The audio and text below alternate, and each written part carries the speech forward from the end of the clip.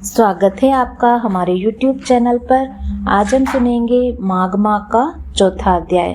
अगर आपने हमारे चैनल को सब्सक्राइब नहीं किया है तो सब्सक्राइब अवश्य कीजिए, जिससे सभी अध्याय व हिंदू धर्म से जुड़ी सभी कहानियाँ व जानकारियाँ आपको प्राप्त हो सके। और आपके सब्सक्राइब करने से हमारे मनोबल को और बल मिलता है और हमें कुछ नया करने का प्रोत्साहन मिलता है।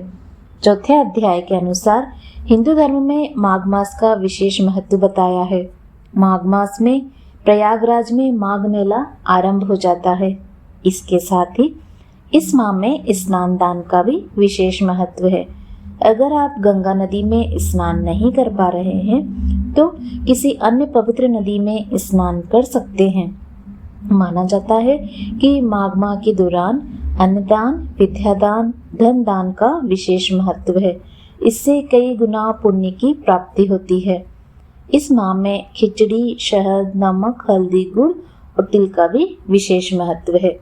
चौथे अध्याय में वशिष्ठ जी बोले, हे राजन, जब भृगु जी अपनी तपस्या में लीन थे तो विद्याधरों का एक दंपति उनके पास पहुंचा। वे बहुत दुखी थे और भृगु जी को अपनी कथा सुनाने आए थे। उन्होंने मुनि को श्रद्धापूर्वक प्रणाम किया और कहा, हे मुनिदेव, इस दिव्य देह को पाकर हम दोनों बहुत दुखी हैं। मेरी भार्या परम सुंदरी और नृत्य एवं संगीत में प्रवीण है। ये वीणा बजाने में दक्ष है। इसके वीणा वादन की महर्षि नारद ने भी प्रशंसा की है।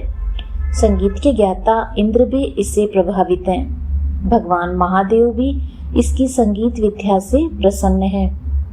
ऐसी परम सुंदरी और गुणवती भार्या को पाकर भी मैं सुखी नहीं हूँ। कहाँ ये रूपवती मेरी भार्या और कहाँ व्याघ्र के मुख वाला मैं।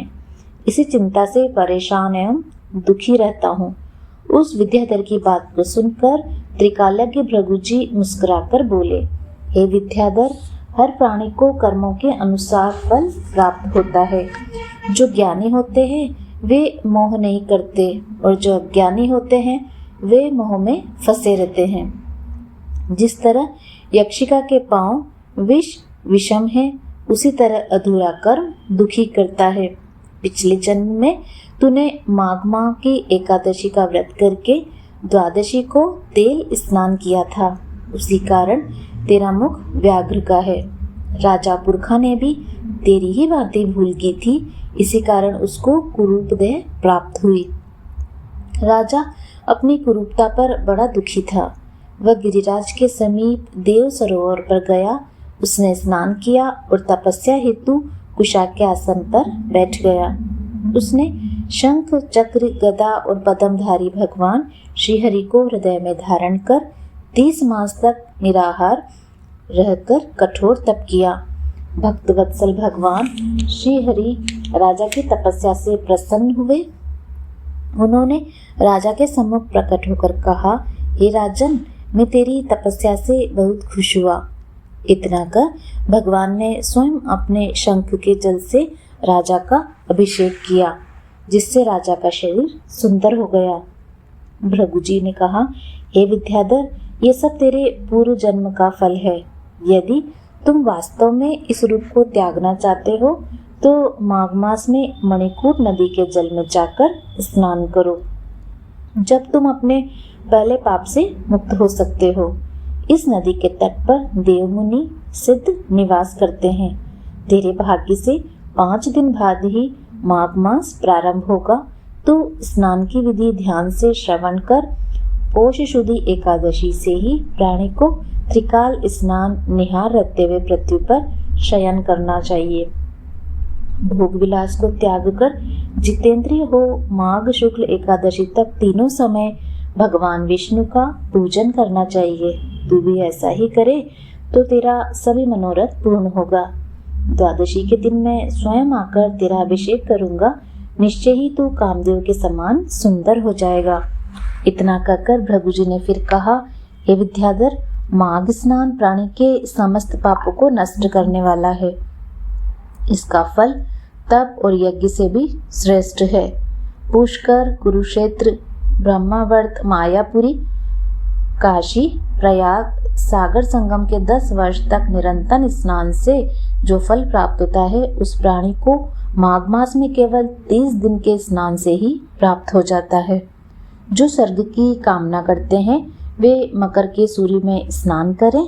इससे आयु, आरोग्य, रूप, सुख, सौभाग्य की प्राप्ति होती है। जो नरक और दरिद्रता से भय करते हों वे सदैव माघ स्नान करते रहें। वशिष्ठ जी ने कहा, हे राजन, भगवान भृगु की इस परम पुनीत बातों को सुनकर तुम्हें माघ स्नान की महत्ता का ज्ञान हो गया होगा। ये स्नान अनेक फलों को देने वाला है। सकाम अथवा निष्काम भाव से प्राणी को चाहिए कि वह माघ मास में स्नान करे। उसे इस लोक में समस्त सुखों की प्राप्ति होगी। वह परलोक में भी समस्त सुख पाता है।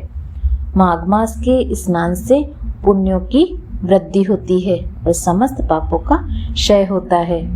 सतयुग में तप, त्रेता में ज्ञान और द्वापर में कर्म फल देता है। उसी तरह माघ स्नान सब युगों में श्रेष्ठ फल देने वाला है।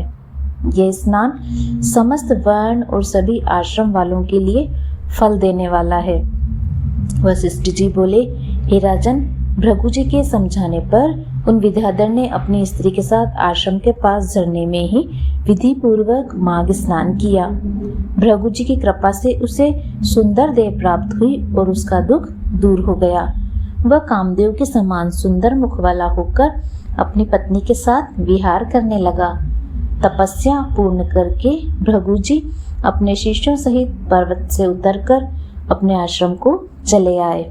हे राजन, जो इस परम पुनीत कथा को श्रवण करता है उसके समस्त मनोरथ पूर्ण होते हैं। उम्मीद करती हूँ आपको यह अध्याय पसंद आया होगा। आप अंत तक अध्याय में बने रहे, इसलिए सभी श्रोताओं का मैं धन्यवाद करती हूँ। अगर आपको यह पसंद आया है तो लाइक एंड शेयर अवश्य कीजिएगा। श्री हरि विष्णु सूर्य भगवान की कृपा सदैव आपके परिवार पर बनी रहे। आपका प्रत्येक दिन शुभ व मंगलमय हो। धन्यवाद।